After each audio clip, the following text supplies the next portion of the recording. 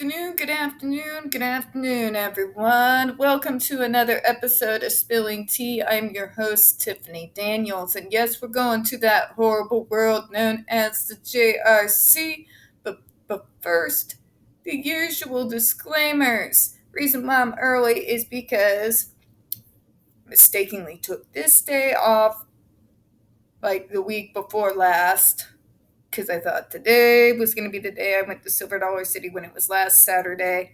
And I decided, well, I already took it off. Might as well enjoy the day, right? Okay, so folks, you are going to see, well, first off, remember, we have the links to the article the JRC is suing NeuroClastic over, or so they have threatened so far. They threatened NeuroClastic, a small non-for-profit autistic-ran organization, disability rights group, over an article that they wrote in 2021 where they interviewed over 900 ABA professionals, including autistic ABA professionals, in regards to the so-called behavior program at the JRC. You're going to see that article linked in the description. And just because my ass is petty, read it, give it clicks, send it out on your social media, all right? Also, really telling that they decided to pick on a small organization as opposed to some of the bigger organizations, including MSN, Fox News, a whole lot of other organizations that have done reports on their ass over the years, mainly because they think that we can't fight back. Well, they've underestimated this community I don't know how many times, and we are crowdfunding NeuroClastic. The link is at the very bottom of the description box to help them fight these bastards. They will not silence us, not as long as I'm alive. And NeuroClastic, being the awesome people that they are, will not be silenced either. They won't be intimidated. They won't be cowed. So if you guys have it, please donate. If you don't, please share on your social media. What you're also going to see in the description box is the other very important, pertinent links to the Stop the Shocks campaign, including Autistic massive archive on the subject, the templates, and the ever-present, self-explanatory Change.org Shut the Judge Rotenberg Center Down petition. Folks, when we discuss the JRC, you're going to hear vivid descriptions of and catch clips of surveillance footage of people with disabilities being tortured and abused. If you got young children present, please use your headphones, all right? It is 3 o'clock. It's been raining all day, and I'm slightly scatterbrained just because I'm slightly off schedule. So if I babble or stumble over my words, apologies in advance, all right? So let's go where we left off yesterday, and just because I know the stupid garbage fire bullshit is about to begin, yeah.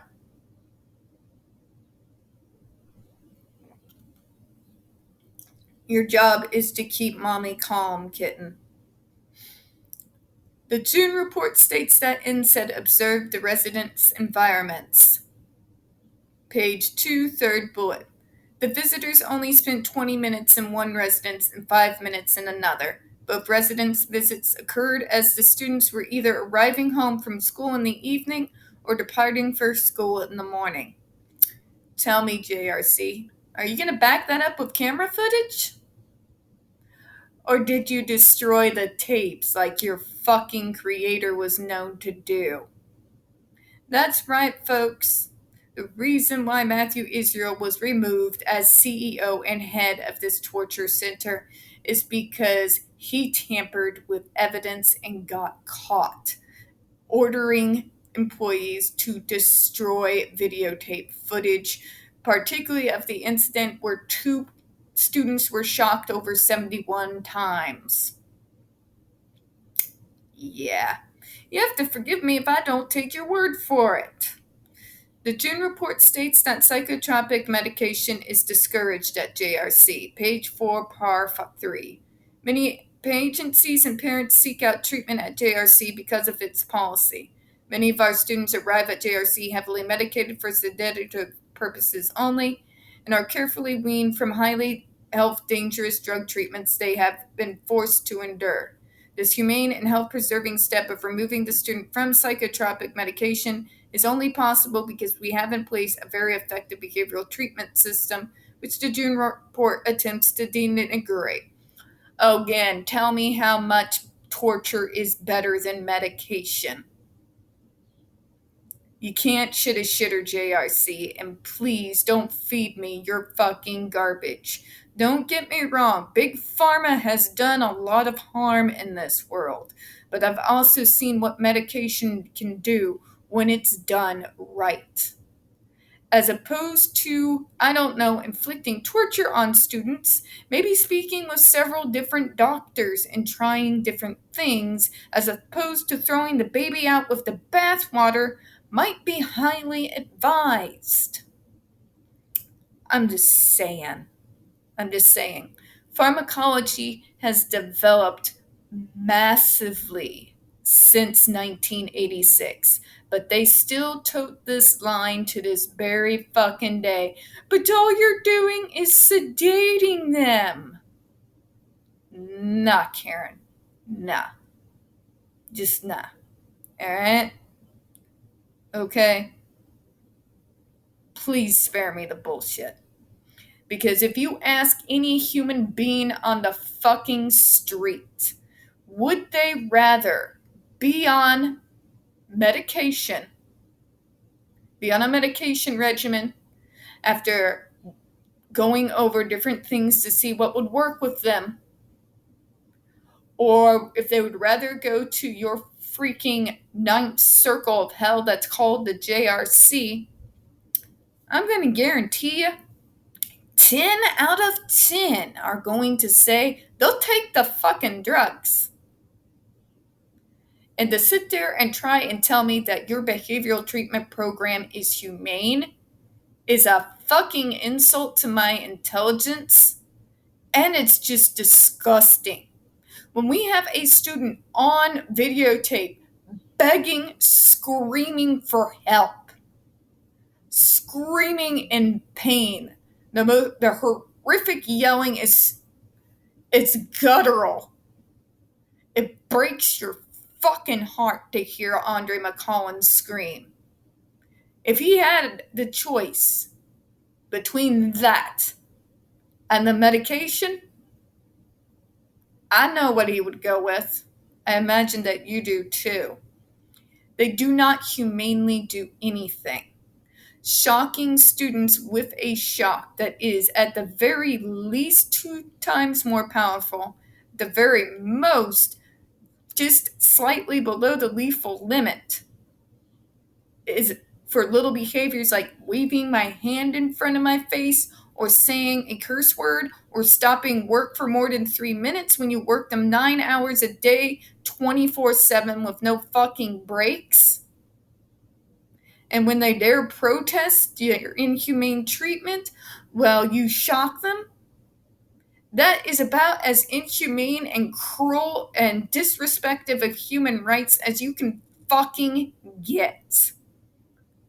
They treat them worse than dogs. Inhumane my ass. We do not treat war criminals like this, but I'm supposed to believe it is more humane than medication? Fucking spare me. Spare me. The June report states one school district informed and said that JRC did not inform or seek approval of the CSE prior to initiating such interventions with the student. Page 5.3 bullet. This is a false statement and should be disregarded since the reviewers conveniently left out the name of the alleged school district. JRC has not implemented any Level 3 interventions without CSE's knowledge and maintains all of the paperwork to demonstrate this. Again, we're going to trust your paperwork. considering you all are known to withhold certain documents that don't look good on you, when you don't just get rid of them completely or falsify them or make them so fucking vague that nobody can make heads or tails out of it. You have to excuse me if I just look at you and just say, sure you do. The reviewers never mentioned this allegation to JRC and never sought to review JRC's files in order to properly and fairly investigate this claim. What would you consider fair, JRC? What would you consider objective? Because that's not what it sounds like you want. What you want is someone to come in there, investigate, and agree with everything you say.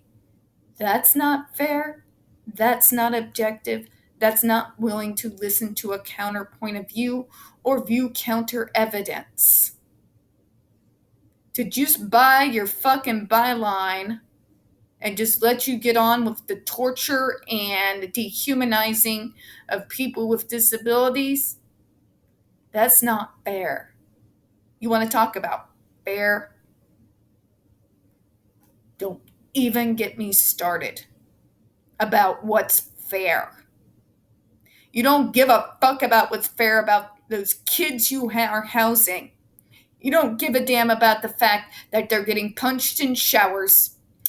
Literally they get no privacy, not even in the goddamn shower. They can't take a shit without somebody knowing about it. But I'm supposed to believe they understand the concept of fair.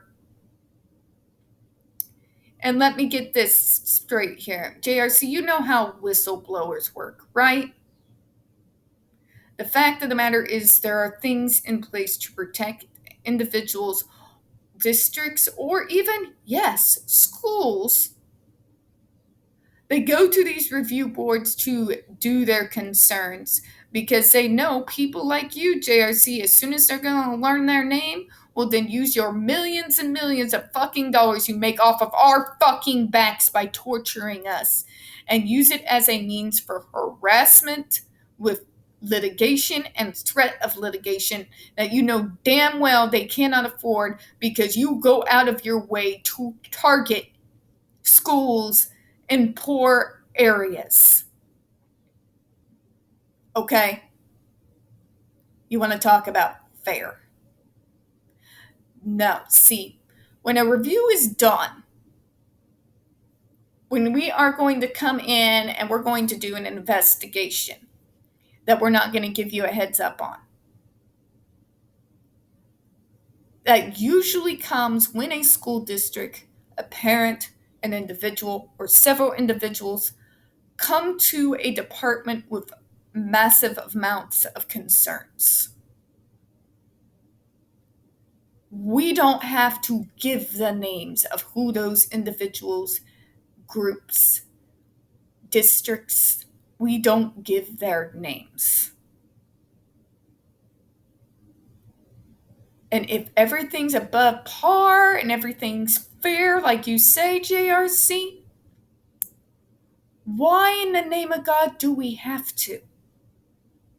Well, we have to answer these accusations. You mean spread your propaganda bullshit. Tell us why torturing us, dehumanizing us, treating us as less than dogs is what's best for us. I know a lot of abuser cases, a lot of abusers who say the same. Just saying. I still can't believe we have video footage of them torturing a student. And we still have to fight this fight in 2022. It's fucking ridiculous. What's even more ridiculous is that we have to fight this goddamn hard to get the world to pay attention, and they still don't give a damn. But that's another subject. Y'all care when someone cries fake accusations like AH and you're just lining up to back and kiss her ass, but when it's people with disabilities, Well, yeah, and something's actually going on, something horrific, inhumane cruelty beyond all reason, stuff that has been ruled by the UN as torture, oh well, could give less than a shit about us. Yeah, we see you. Media, we fucking see you. Sorry, moving on.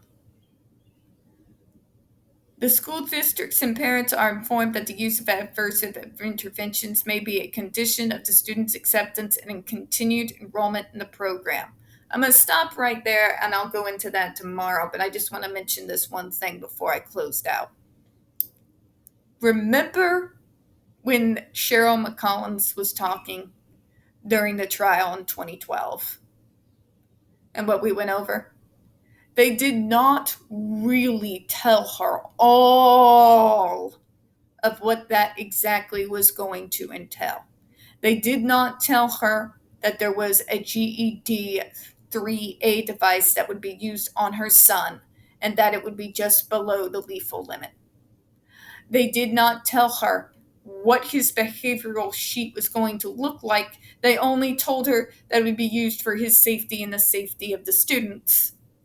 She had no idea that he was going to be shot over 31 times for such a horrible crime as refusing to take off his coat.